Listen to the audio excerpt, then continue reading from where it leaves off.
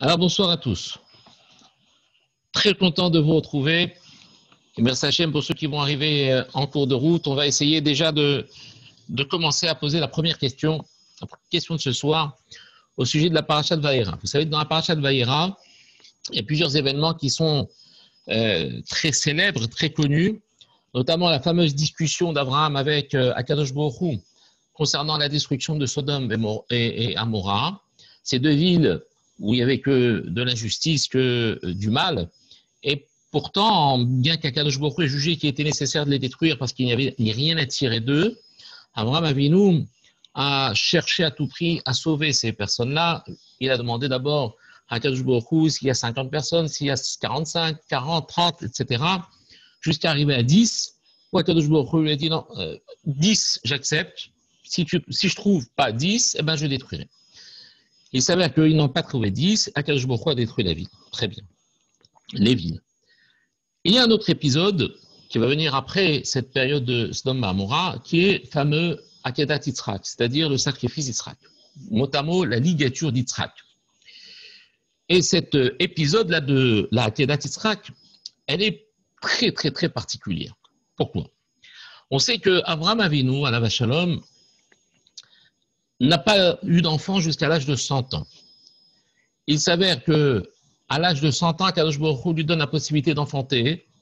Il a un seul enfant qui s'appelle Yitzhak, de qui va pouvoir, Abraham Avinu va pouvoir transmettre aussi bien spirituellement que physiquement la descendance de la lignée qui va conduire jusqu'au Am Israël. Donc c'est Yitzhak qui est appelé la descendance, qui est appelée la vérité, la légitimité d'Abraham Avinu.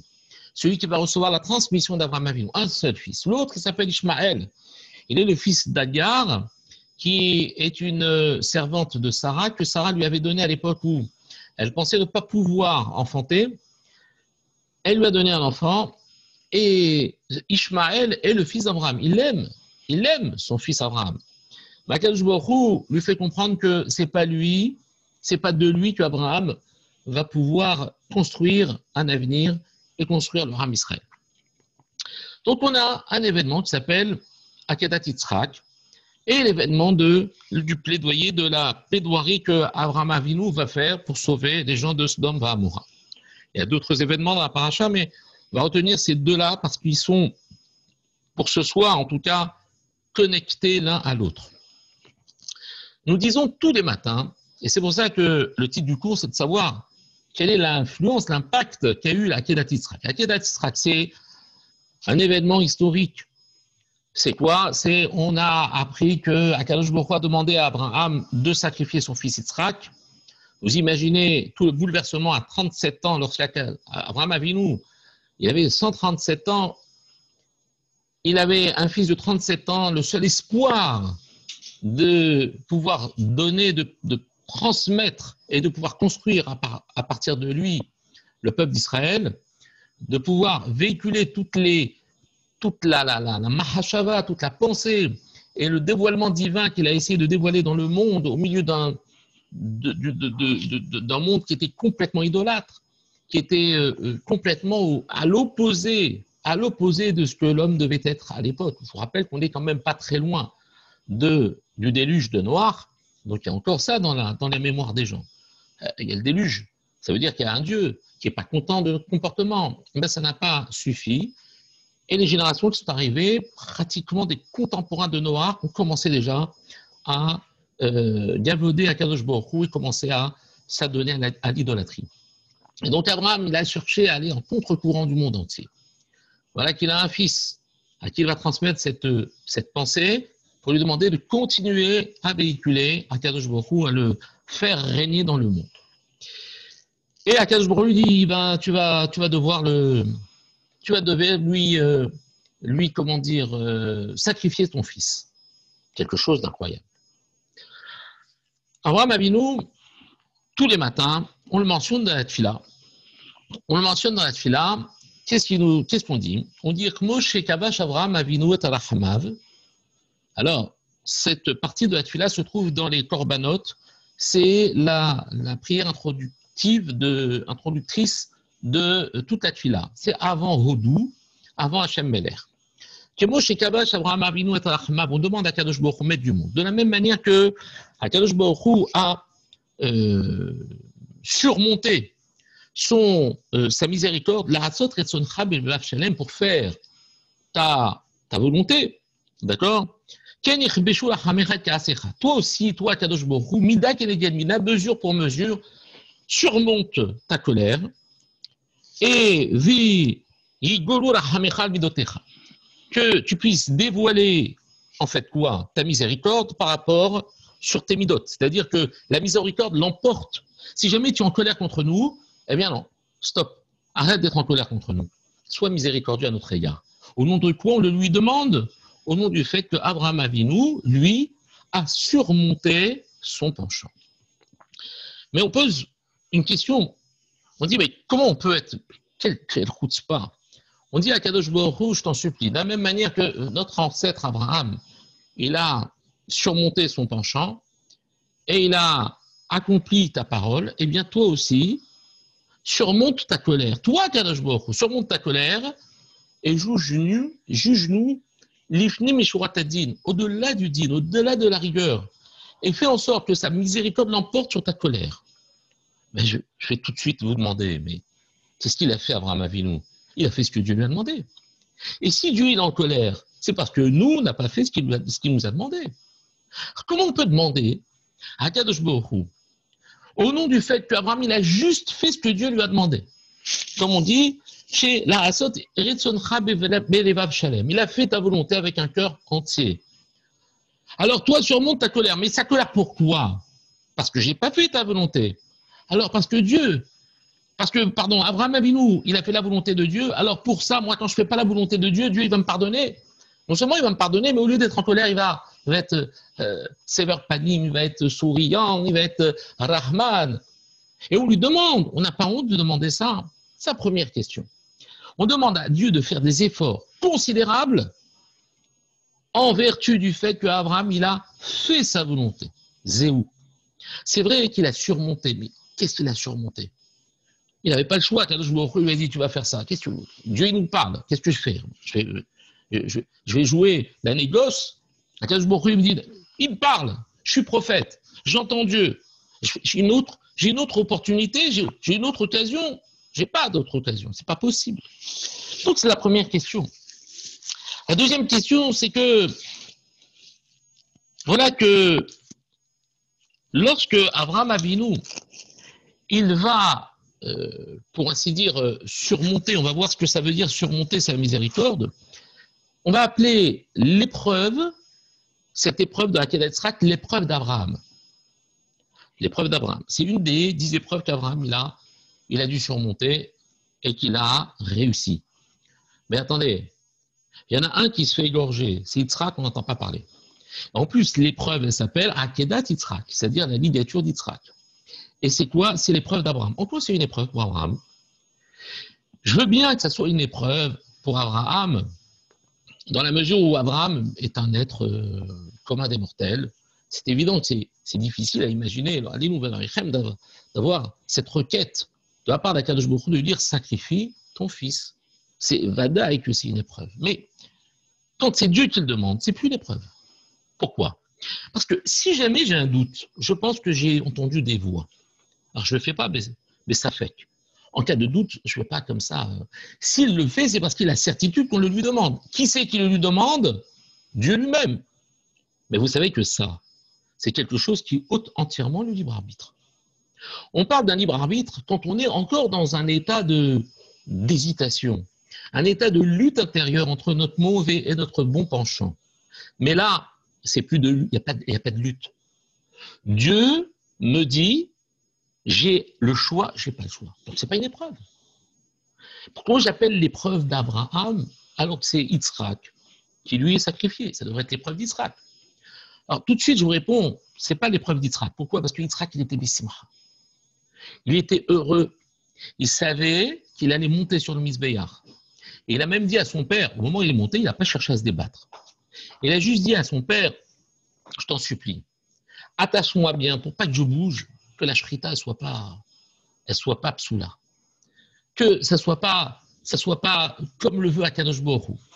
Donc, vous imaginez ces deux sommités qui dépassent complètement l'entendement humain. Nous, on n'est pas capable de comprendre ça. Et donc, si on n'est pas capable de comprendre ça, comment on peut continuer à appeler ça une épreuve alors qu'eux sont complètement au-delà? Ils vivent dans les deux mondes. Vous savez qu'Yitzhak, il est monté chez Akadosh Baruch Hu, il est redescendu. Nous, on le sait, parce que quand Yitzhak, il est monté là-haut, d'accord, Akadosh Baruch Hu, en fait, il a eu un dévoilement, il est redescendu sur terre. Au moment du sacrifice, il faut savoir que les malachim, ils ont ouvert les cieux. Ils se sont mis à pleurer. Et c'est pour ça que les larmes des malachim ensuite sont tombées dans les yeux d'Yitzhak, et ça l'a aveuglé quand il a vieilli. C'est pour ça qu'il est devenu Yitzhak, il est devenu aveugle à la fin de sa vie. Donc Yitzhak, c'est quelqu'un qui vit dans les deux mondes. Il a une capacité de monter et de redescendre. Abraham, il vit dans les deux mondes, il parle avec Dieu. Oh, vous voyez l'épreuve là-dedans. Alors, merci Hachem, on va essayer avec l'aide de Dieu de répondre à ces questions. Et on va commencer d'abord, avant de parler du sacrifice d'Yitzhak, c'est de comprendre ici l'épisode de Sodome et Gomorrha, c'est-à-dire, traduit Sodome et Gomorrha, mais je n'aime pas les traductions françaises, Sodome et Gomorrha, on va regarder ça.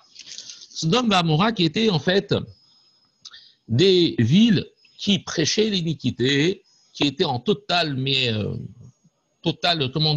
décalage avec le monde. Vous savez tous les midrashim qui sont racontés au sujet de Sodome et Gomorrha, où ils pratiquaient la justice, mais avec justice. Ça, c'est incroyable.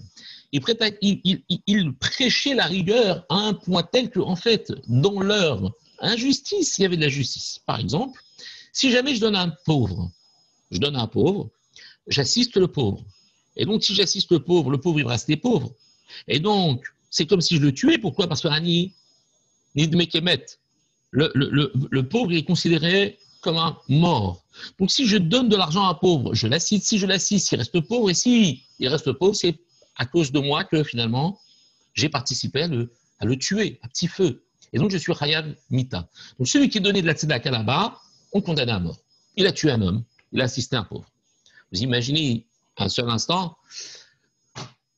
tous les Chayav Mita dans tous les pays du monde où on cherche à faire du social, pour essayer de donner les allocations familiales et aider les étrangers en transit, etc. C'est incroyable, c'est inconcevable. Cette notion de justice, on ne la connaît pas, nous, surtout en France d'ailleurs. Hein. Mais on ne la connaît pas, cette notion de justice. Donc, mais c'était logique, ça a son sens. Par exemple, vous frappez une personne, il saigne. Il va voir le juge, il dit, il m'a frappé, il m'a fait saigner. Qu'est-ce qu'on fait ici? On condamne celui qui a frappé. Non, là-bas, on condamnait celui qui avait été frappé. Pourquoi? Parce que si jamais on le défend, il va être, il va s'affaiblir. Si on dit, on condamne celui qui l'a frappé, alors, ça va être que des petits pépères comme ça. Ils vont pas se défendre. Eh oui, il m'a frappé, défends-toi.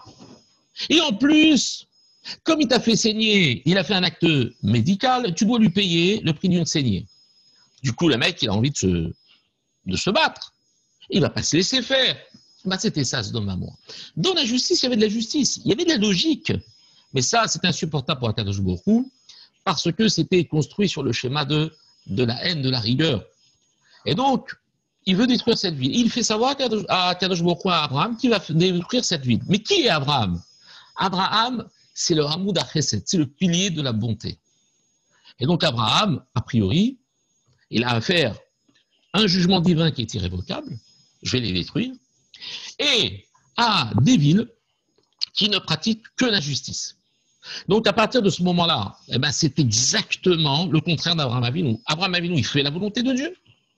Et en plus, ces hommes, ils font le contraire de ce que Dieu aime, et ils font le contraire de ce que Abraham développe, à savoir le chesed. Il dévoile le chesed d'Akadosh Baruch Hu dans ce monde. Donc, ils sont sur sa route, ils le gênent, pour ainsi dire, ils prônent l'iniquité, l'injustice, le meurtre, tout ce que vous voulez. Qu'est-ce qu'il va faire? Il va plaider pour eux. Incroyable. Incroyable. Il plaide pour eux, mais il sait pertinemment, Akadosh Baruch Hu lui a laissé entendre qu'il n'y avait aucun recours pour ces deux villes. C'est fini. Simplement, je te le fais savoir. Mais pourquoi tu me fais savoir? Si jamais tu me fais savoir, c'est que j'ai peut-être quelque chose, je peux apporter quelque chose. On ne dit pas à une personne, tu sais, je vais te faire savoir que mais tu ne m'avais pas dit, j'aurais pas su. Alors, si tu me le fais savoir, si je peux arriver à te faire quelque chose, il n'a rien pu faire. Akadosh Baruch Hu lui a dit, je te dis, et je te dis tout de suite, ça ne sera pas possible. La réaction d'un homme, c'est quoi? Je me retire. Mais Abraham, il dit, c'est pas normal. S'il me dit qu'il n'y a rien à faire, et qu'il me le dit, il n'aurait rien dit, je ne l'aurais pas su, bon, eh ben, il aurait fait comme il devait faire, de toute façon, il va le faire, donc il n'avait pas besoin de me le dire. Qu'est-ce que va faire Abraham? Il dit non, c'est pas normal. Kadosh Baruch Hu, il ne me dérange pas comme ça, il ne me fait pas savoir quelque chose si jamais il n'y a pas derrière quelque chose. Il se met à prier, il a un espoir. Et cette prière, en fait, ne portera pas ses fruits pour Sodome et Gomorrha, puisqu'ils vont être détruits comme Dieu le lui a promis.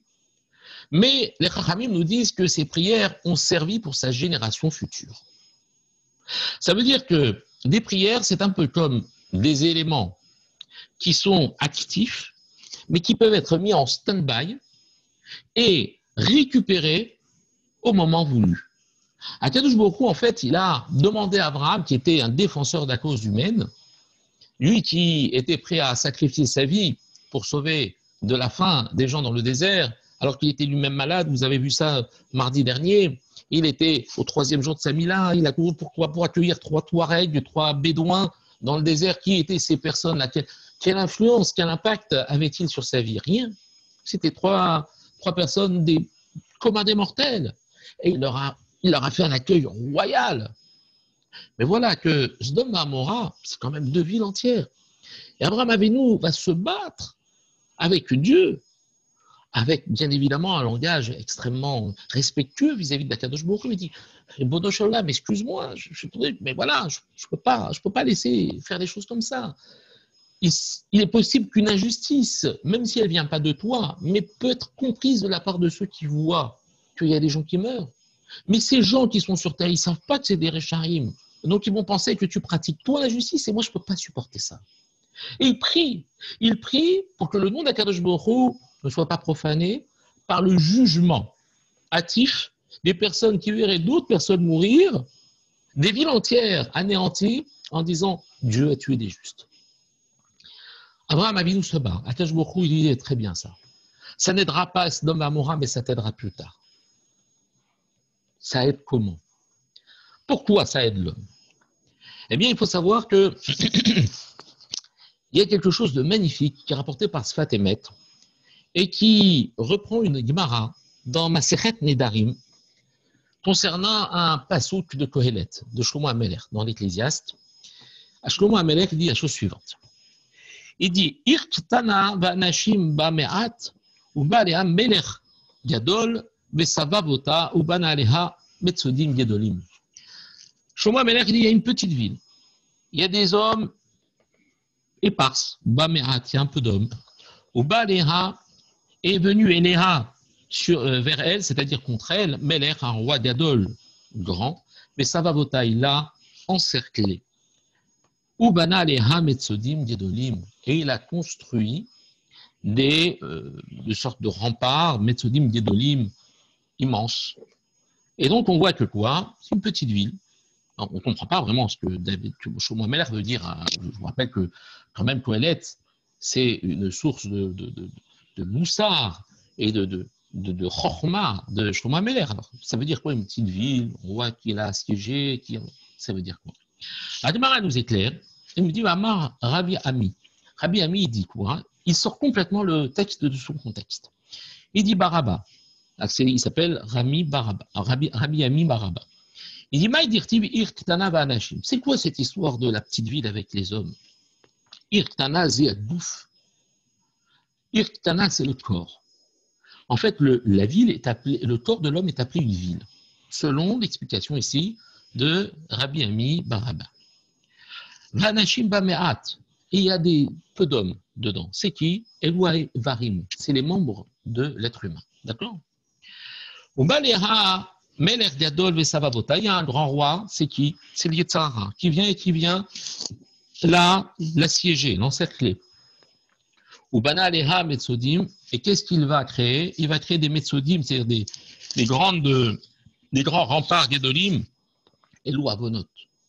Ce sont les fautes. Cette Chomat Barzel, ce mur de fer qui nous sépare d'Akadosh Baruch Hu. Au Matzabaïch misken vechacham. Il a trouvé dedans un homme qui est misken, qui est un peu misken, comme son nom l'indique, vechacham, mais il est intelligent. Et c'est la suite des psukim. Il dit Yetzer Atov, c'est le Yetzer Atov. Ou milet ou et ha'ir vechormato. Ze tshuva ma'asim tovim. Et lui, Milat, hu et ha'ir bechormato, il va sauver la ville avec sa chorma. Ze tshuva ma'asim tovim, c'est la tshuva les ma'asim tovim. Il y a encore d'autres choses jusqu'à la fin du Pérec. Mais qu'est-ce qu'on retient de là? Que la ville, eh ben, c'est comme le corps de l'homme. Donc ça veut dire qu'en fait, si je comprends bien, Abraham Avinu, quand il a prié pour la ville de Sodome et Gomorrha, Kadosh Baruch Hu ne va pas le retenir pour le moment. Sa prière ne sera pas retenue comme étant une prière salvatrice pour les gens de Sodome et Gomorrha. Mais par contre, ça va sauver l'homme. Ça va sauver le corps de l'homme. Il a prié pour la ville. Alors, sa prière servira pour l'homme plus tard.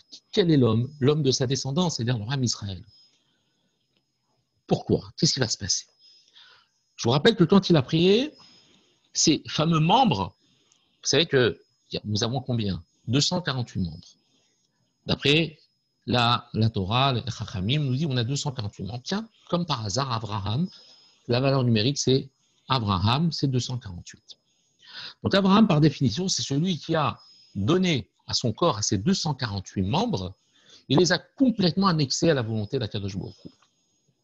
Et donc, qui mieux placé qu'Abraham pour prier pour le corps de l'homme? Donc, Akadosh Baruch Hu le met devant une sorte de mur qui ne fera que monter cette filote, mais pas les traverser. Sodome et Gomorrha seront détruits. Ça, c'est la volonté divine. Mais les filotes d'Abraham Avinu sont tellement précieuses qu'elles vont monter. Et qu'elles vont ensuite agir sur quoi? Mida keneged mina, mesure pour mesure, sur le corps de l'homme, qui est appelé Ir, comme le dit la Gemara dans la Sechet Nedarim. Et alors, ces membres-là, ces 248 membres, c'est cette poignée d'hommes qui... Qu'est-ce qui va se passer? Sarah, il va vouloir les encercler et les soumettre à sa propre volonté. Et il s'avère qu'Abraham Avinu va demander jusqu'à 10 tzadikim. Qui sont ces 10 tzadikim? Ce sont en fait les 10 personnes qui, par leur mérite, peuvent sauver toute la ville entière. Ça veut dire qu'en fait, je n'ai pas besoin des 248 membres pour pouvoir être un tzadik. Il m'en faut 10. C'est quoi ces 10 membres? C'est les 2 yeux, les Sfatemet, les 2 oreilles, rapporte la Gemara. Les 2 oreilles, les 2 mains, les 2 pieds, la bouche et la tête. Donc en fait, on se retrouve avec 10 organes, 10 membres, qui vont en fait être capables de pouvoir sauver le monde entier. Par grâce à quoi? À ce fameux Ish Miskan Bechacham, cet homme qui est misken et qui est intelligent, qui va sauver la ville par les Maasim Tovim. Et on nous dit, Sfatemet, en fait, c'est quelque chose d'incroyable. Si Abraham Avinu n'avait pas demandé, Akadosh Baruch Hu n'avait pas plaidé la cause de celui qui, a priori, de ceux qui, a priori, n'étaient pas du tout dans le projet d'Abraham, ni dans le projet divin. Abraham, il a dit, tant mieux, qu'ils meurent. Ils font rien de bien. Ils tuent des hommes, ils tuent des enfants. Qu'est-ce que je vais prier pour eux? Vous imaginez qu'Abraham Avinu est au-delà de toute la logique humaine. Comment c'est possible qu'Abraham Avinu il puisse prier alors que lui il prône le chesed parce qu'il est au-delà de ça, lui le chesed absolu, il est dans la sphère du chesed qui est par définition un chesed infini. Il est connecté au chesed divin. Et il va prier pour eux. Mais en fait, cette prière va sauver, en fait. Il dit jusqu'à 10. En fait, Akadosh Baruch Hu entend dans la prière d'Abraham qu'Abraham plaide pour, si jamais il y a 10 membres dans cette ville, mais 10 membres dans le corps de l'homme, qui sont capables de faire ta volonté, les 2 yeux, les 2 oreilles, la bouche, la tête, les 2 bras, les deux jambes, est-ce que tu peux au moins sauver l'homme de ses fautes? Akadosh Baruch Hu, oui, je suis prêt. Ça veut dire qu'un homme qui fait attention à ce qu'il voit, à ce qu'il entend, à ce qu'il dit, à l'utilisation de ses mains et de ses pieds, là où ses pieds le conduisent, bien cet homme, il a sauvé tout son corps entier, même si les 248 ou 238 autres membres ne font pas la volonté d'Akadosh Baruch Hu. Et donc, la définition d'un tzaddik, d'un Baal Tshuva, c'est quelqu'un qui arrive au moins à sauver ses 10 membres. Il a sauvé ses 10 membres, il a sauvé la totalité de son corps. Car s'il y avait eu 10 tzaddikim, toute la ville aurait été sauvée. Alors vous allez me dire, mais bon, allez, maintenant on va arriver dans le Akelat Yitzhak. Vous allez voir, vous allez tomber par terre. Vous êtes assis ou pas? Parce que si vous n'êtes pas assis, je ne peux pas continuer, j'ai peur des réactions. Donc on voit qu'Abraham Avinu, il est au-delà de tout ce qu'on peut imaginer. Hein. Il demande la miséricorde, il se bat, il est incroyable, on n'arrive pas à imaginer un seul instant. Bon, très bien. Maintenant, qu'est-ce qui va se passer? On a dit que de la même manière où Abraham Avinu, il a surmonté sa mida, d'accord? Il a surmonté, il a surmonté sa miséricorde. Alors, toi, Kadosh Baruch Hu, surmonte ta colère. On n'a pas bien vu le rapport entre la colère divine, entre le fait que Kadosh Baruch Hu donnerait gratuitement un acquittement à celui qui ne fait pas la volonté. Pour ça, parce que Abraham Avinu a fait la volonté de Dieu. Il n'avait pas le choix. Alors, pourquoi on demande Mida keneg mida, ça veut dire mesure pour mesure. S'il a fait plus, on peut demander plus. Et s'il a fait ce que Dieu lui a demandé, nous, on va demander plus à Dieu. Non, mesure pour mesure. Il a fait plus, on demande plus. OK? Alors, c'est où ce plus? C'est quoi? Qu'est-ce qu'il a fait, Abraham Avinu? Il a fait quoi? Écoutez bien ça. Le Yetzirah, ce fameux Yetzirah, il n'est pas bête du tout. Je vais vous poser une question, et je vais y répondre tout de suite. De toute façon, j'ai coupé les micros, et déjà, je maîtrise très très mal le Zoom. Si je m'amuse à faire ça, c'est fini, ça va se transformer en... Donc, qu'est-ce qu'il fait, le Yetzirah? À votre avis, le Yetzirah, quel va être le boulot de Yetzirah? Il veut tuer Yitzhak. Il veut tuer Yitzhak, alors Yetzirah, ou il ne veut pas le tuer? Yitzhak, il est le seul descendant d'Abraham Avinu. C'est-à-dire que si Yitzhak il meurt, Abraham Avinu, c'est un souvenir. Il est dans le musée. C'est fini. A existé Abraham Avinu. Et c'est qui Abraham Avinu? C'est même pas notre père, puisqu'on n'a pas existé, puisque Yitzhak n'a pas existé. Donc il n'y a plus de peuple juif, c'est fini. Il a coupé la racine, la source, Yitzhak, il a tout c'est fini.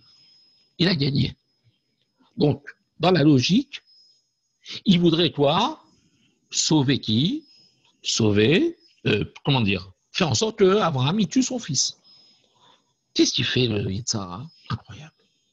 Le Yitzhara, il va voir Abraham Avinu et il dit, qu'est-ce qu'il t'a demandé à Kadosh Baruch Hu? Il m'a demandé de sacrifier mon fils. Ah, il dit, mais attends, tu plaisantes ou quoi? Tu crois que Dieu, il veut ça? Tu sais pourquoi? Tu as vu pour Sodome, tout ce que tu t'es déchaîné. En fait, c'était pour descendre la rahmanout, la miséricorde dans le monde. Pour faire en sorte que toute cette filote, en fait, elle puisse redescendre et apporter à ta future descendance tout ce que Sodome et Amora n'ont pas bénéficié par tes prières. Comme si les prières étaient gardées dans un coffre et ouvertes et distribuées au moment où c'est nécessaire. Alors, si tu as dit qu'il allait tuer ton fils, mais c'est de l'intox. Donc ça veut dire qu'ici, qu'est-ce qu'il dit, du Yetzirah? Il dit pas, vas-y, fonce. Il y voit plus d'intérêt à tuer Yitzhak. Eh bien non. Il va dire à Abraham, écoute, tout ça, c'est pour que tu pries. Ouais. Parce que c'est ta nature. Regarde ce que tu as fait à Sodome et Amora. Tu es allé jusqu'à plaider pour qui? Pour des gens qui ne valent rien. Ton fils, tu ne vas pas prier pour eux. Regardez la finesse ici.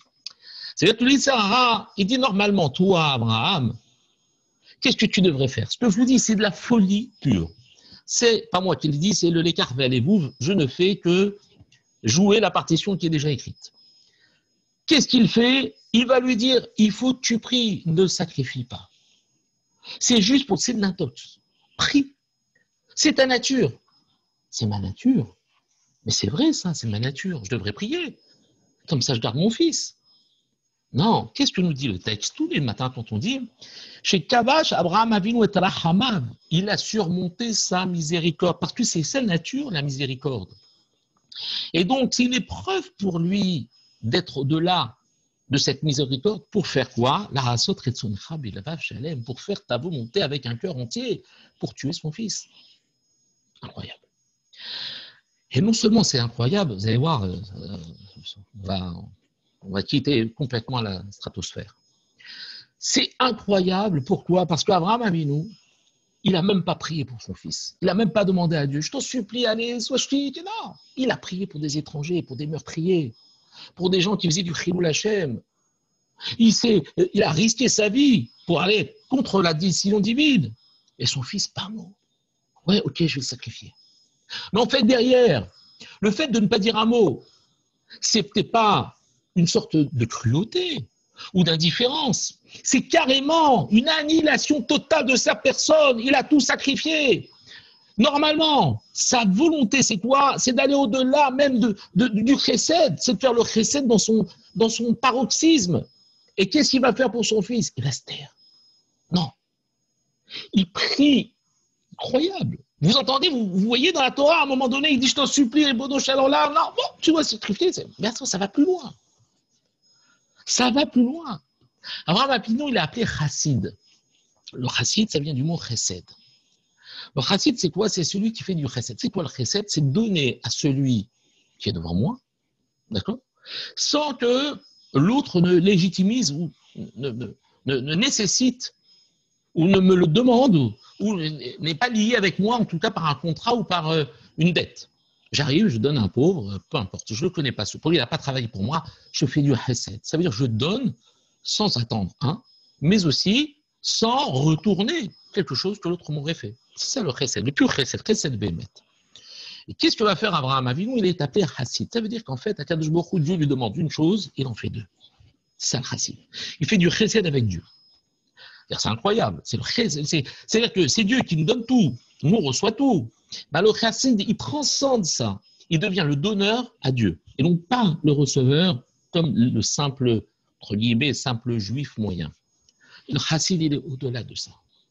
Et donc, Abraham, qu'est-ce qu'il fait? Eh bien, il faut qu'il combatte la zariout, la cruauté. Parce qu'il faut qu'il sacrifie son fils, certes. Il faut qu'il surmonte sa miséricorde parce que Dieu lui a demandé, sacrifie ton fils. Mais lui, il n'a pas dit, bon, ok. Non, parce que lui, il est au-delà de tout. C'est chesed, lui, il veut sauver son fils. Mais Dieu lui a demandé. Donc, il va surmonter. Ça, c'est la première chose. C'est Kavash et Yitzro. Il a surmonté son penchant. Il a été créé comme ça. Il est comme ça. Il dévoile ça dans le monde entier. Donc, son fils, il continue à l'aimer. Mais encore mieux que ça. Abraham Avinu, qui est le Hamoud HaChesed, qui aime tout le monde, il va accueillir tout le monde dans le désert, il va aller chercher les Touaregs, les Bédouins, etc. Il les accueille royalement, une langue à la moutarde, il prend un veau pour chacun pour leur prendre le meilleur morceau de la langue, etc. Il y a son fils, Beno, Ishmaël, et son serviteur Eliezer, qui est un tzeddik gamour. Il l'accompagne dans sa route vers le Har Moria pour aller sacrifier son fils Yitzhak. Et qu'est-ce qu'il leur dit? Écoutez bien ça. Il leur dit, chez vous la po imahamor, restez, vous, d'accord, avec l'âne. Ça, c'est le pshat du pasuk. Mais si j'avais dit avec l'âne, normalement en hébreu, et hamor, avec l'âne. C'est-à-dire géographiquement, c'est avec l'âne. C'est-à-dire rester à côté de l'âne. Nous, on va monter sur la montagne, je vais sacrifier mon fils. Et quand on va revenir, je vous rejoindrai.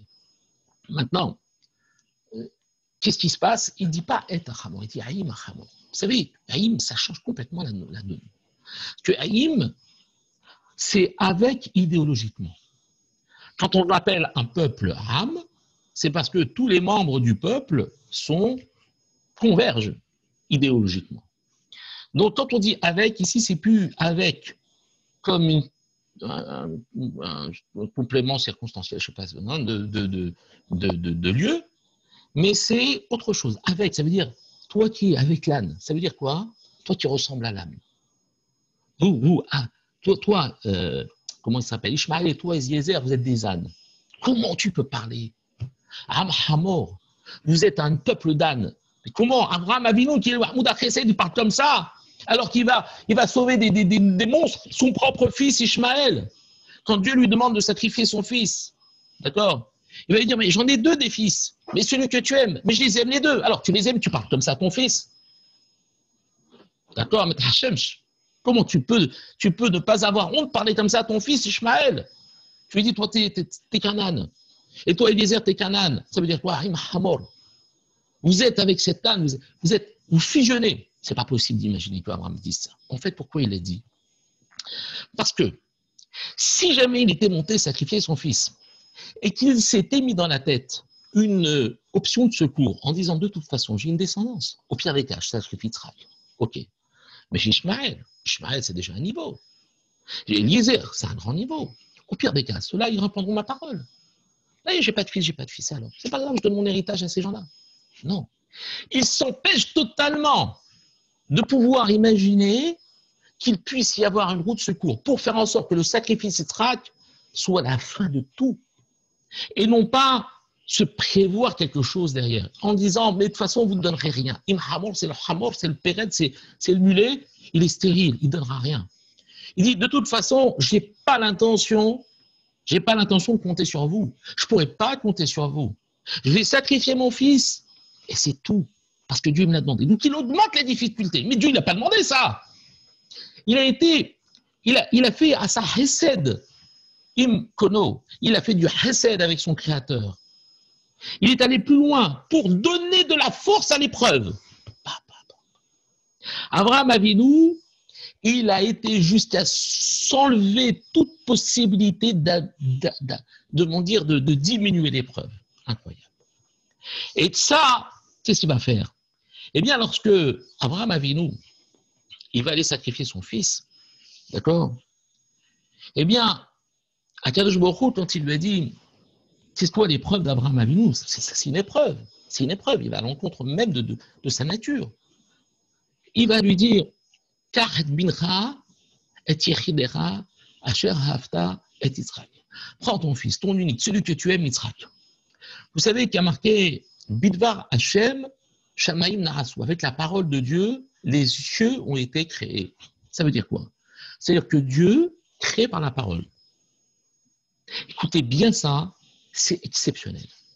Quand la Kadosh Baruch Hu va dire à Abraham, si jamais tu n'aimes pas ton fils, d'accord, et que cette épreuve n'en est pas une, parce que tu pourrais éventuellement être empreint d'une certaine cruauté à l'égard de ton fils. Arzariout, ça veut dire se sentir étranger par rapport à l'événement. Voir son fils et l'égorger comme ça, sans avoir de... Il dit, je vais faire en sorte que tu vas l'aimer. Parce que je vais te dire, Asher Hafta. Il a dit, Dieu, que soit la lumière elle fut. Donc quand Dieu il dit, tu vas aimer ton fils que tu aimes, c'est-à-dire qu'il a commencé à l'aimer comme un fou. Il a créé, il a augmenté. La bouche d'Akadosh Baruch Hu a déclenché un amour infini. Et donc, l'épreuve, elle est terrible. Parce qu'il ne s'agit pas de fuir l'amour et de faire, mettre en avant la cruauté. Pourquoi? Pour pouvoir faciliter l'épreuve. Non, tu vas l'aimer. Et il y avait ses yeux, Ainav Zolgot Nimaot. Ses yeux, ils coulaient de larmes. Il aimait son fils et il le sacrifiait. Ça, c'est le summum de ce qu'on peut imaginer.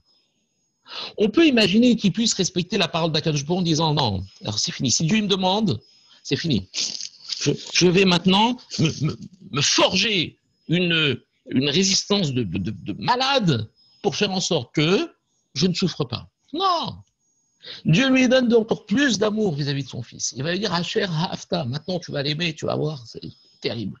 Et Tilchidera, c'est ton unique. Ça veut dire que toi, il a sorti Shmuel de toute possibilité de pouvoir seconder, de servir de roue de secours à la descendance d'Abraham. Asher Hafta, et Yitzhak et pas un autre. Et Abraham Avinu, il va surmonter ça. C'est incroyable, quand je vous dis ça, j'ai la chair de poule. Et il va sacrifier son fils. Il va aller jusqu'au bout, alors que le Yetzara lui dit non. Le Yetzara, qu'est-ce qu'il choisit? Il choisit le plus rentable. Le plus rentable, c'est dans la logique humaine, c'est qu'il sacrifie Yitzhak et on n'en parle plus. Non. Ça veut dire non, il ne faut pas le sacrifier. Pourquoi? Parce que si maintenant tu le sacrifies, tu vas donner une force considérable à ta descendance. Pourquoi? Parce que Puisque tu as surmonté ton penchant, que tu n'as pas surmonté, quand il y avait Sodome et Amora, le Yetzara lui tend bien la perche, il lui dit Sodome et Amora, tu as défendu des meurtriers, tu ne défends pas ton fils, tu n'as pas honte. Ça veut dire qu'en fait, le Yetzara, lui, il ne veut pas. L'avenir d'Abraham, c'est quoi? C'est que Dieu puisse juger ses descendants au-delà, l'ifné mishouratadine. Donc, il ne veut pas, le Yetzara, écoutez bien, il ne veut pas qu'Abraham se surpasse. Il lui dit non, c'est ton penchant de prier pour les hommes. Comme ça, tu feras plein de bénédictions, de brachot dans le monde. Lui, Sarah, il ne va pas attaquer Abraham de manière négative en disant mais tu dis n'importe quoi, mais tu es un abruti. Non, il va lui dire fais quelque chose de positif. Mais ce qui est plus rentable pour le Yetzara, c'est pas de tuer Yitzhak. Non. Le plus rentable, c'est de faire que Dieu ne juge pas. Au-delà de ce qu'on appelle l'ifné bishouratadine, c'est-à-dire de manière favorable, même celui pour lequel il mériterait de recevoir le courroux divin, eh bien, il va lui dire, il ne faut pas qu'Akadosh Baruch Hu, dans sa tête, il ne faut pas qu'Akadosh Baruch Hu soit miséricordieux vis-à-vis du peuple et qu'il renverse sa colère. Pourquoi? Parce que si au moment où un homme il fait, comment dire, parce que Dieu veut, la mida de Dieu, à ce moment-là, ça s'appelle karas, ça s'appelle voura, ça s'appelle la colère, ça s'appelle la rigueur. D'accord? Mais si Abraham Avinu, il n'avait pas renversé sa propre mida, ben Dieu serait resté sur sa colère et il aurait détruit le peuple. Donc, Mimanachar, soit je tue Yitzhak, il n'y a plus de peuple, soit je le tue dans l'embryon, ou soit carrément, je vais jusqu'au. On va dire qu'Abraham, il va faire un peuple, mais que Dieu, il va le détruire. Pourquoi? Parce que si Abraham ne surmonte pas sa miséricorde, et en effet qu'il laisse son fils vivant, il n'y a aucune chance pour le peuple juif un jour de pouvoir continuer à vivre, parce qu'ils seront inévitablement des fauteurs. Et ils irriteront inévitablement à Kadosh Baruch Hu. Et Dieu, au nom de quoi il changerait et retournerait sa situation pour les juger selon le bon penchant? Qui a précédé? Qui a permis Midak et Midak Kadosh Baruch Hu? Au nom de quoi Dieu déciderait d'un seul coup d'être plus miséricordieux à l'égard du Ham Israël? Parce qu'ils sont les descendants de celui qui a étalé jusqu'à faire plus que Dieu ne lui a demandé. Vous vous rendez compte? C'est-à-dire qu'aujourd'hui, on est vivant parce qu'Abraham a surmonté, et on dit qu'on est dans les 1000 générations depuis Abraham Avinu, parce que ce qu'Abraham Avinu a injecté dans le monde comme vitalité et comme pérennité pour le Ham Israël, il est dû à quoi? Il est dû justement à cette force qui était de devoir surmonter son penchant qui était la miséricorde pour devenir cruel, pour égorger un fils, parce que c'est la volonté de Dieu. Alors toi, Ribono Shel Olam, Kemosh Kadash Abraham Avinu et Ahama B'lasot et Sonecha B'lev Shalem, Ken Yichbeshu Achamecha Al Midotecha. Alors toi aussi, tu vois de qui on est les enfants? Alors Akadosh Baruch Hu, il n'a plus rien à dire.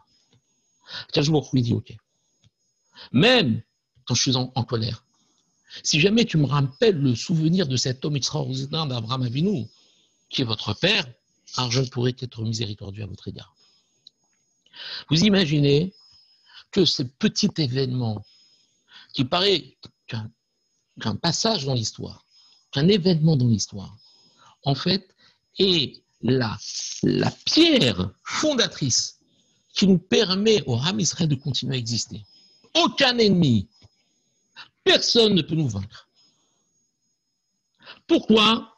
Parce que tout simplement, nous sommes derrière, nous sommes les enfants d'Abraham Avinu, nous bénéficions de ce scoop incroyable d'Abraham Avinu. Donc, regardez, ce sacrifice Yitzhak qui pourrait être passé comme un événement, comment dire, historique, anodin, il est par définition le secret de notre vie aujourd'hui. Pourquoi nous existons? Pourquoi nous continuons à exister? Grâce au mérite d'Abraham Avinu. Yitzhak n'a même pas perçu ça comme une épreuve, c'est pour ça qu'on n'appelle pas ça l'épreuve d'Yitzhak. Akedat Yitzhak, il a été juste ligaturé. Alors, attache-moi bien, papa. Vous imaginez, c'est géant. Et Abraham, où est l'épreuve? Si Dieu lui a parlé, parce qu'en fait, il a dit, écoute, tu m'as demandé quelque chose, je vais en faire 10 fois plus. Maintenant, mes enfants, fais attention à eux. Voilà, j'espère que je vais vous redonner la parole. J'espère que vous avez Emersa Hachem, voilà. Donc, a priori, vous avez la possibilité de réactionner les micros.